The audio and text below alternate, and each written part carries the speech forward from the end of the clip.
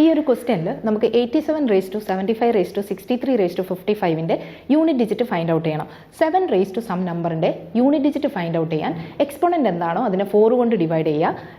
7 reminder ആയിരിക്കും. ഇവിടെ exponent വന്നിരിക്കുന്നത് 75 ആണ്. അപ്പോൾ ഇതിനെ നമുക്ക് 4 കൊണ്ട് ഡിവൈഡ് ചെയ്താലുള്ള റിമൈൻഡർ ആണ് കാണേണ്ടത്. അതിന് നമുക്ക് 75നെ 76 - 1 എന്ന് എഴുതാം. ഇതിനെ നമ്മൾ 4 കൊണ്ട് ഡിവൈഡ് ചെയ്താൽ 76 4ൻ്റെ മൾട്ടിപ്പിൾ ആണ്. അപ്പോൾ നമുക്ക് ഇവിടെ റിമൈൻഡർ 0 ആയിരിക്കും. കിട്ടുന്ന റിമൈൻഡർ എന്ന് പറഞ്ഞാൽ -1 ആണ്. ഇവിടെ -1 വന്നിരിക്കുന്ന 63 എന്നുള്ളത് ഒരു ഓഡ് നമ്പറാണ്. ഓഡ് നമ്പർ ഓഡ് എന്ന് പറഞ്ഞാൽ ഓഡ് ആയിരിക്കും. സോ -1 ഓഡ് എന്ന് വരും, വിച്ച് ഇസ് ഈക്വൽ ടു -1. ഇവിടെ നമുക്ക് -1 ആണ് റിമൈൻഡർ വന്നിരിക്കുന്നത്. അതിനർത്ഥം അത് റിമൈൻഡർ എന്ന് പറയുന്നത് 4നേക്കാൾ 1 less, 4 - 1 which is equal to 3.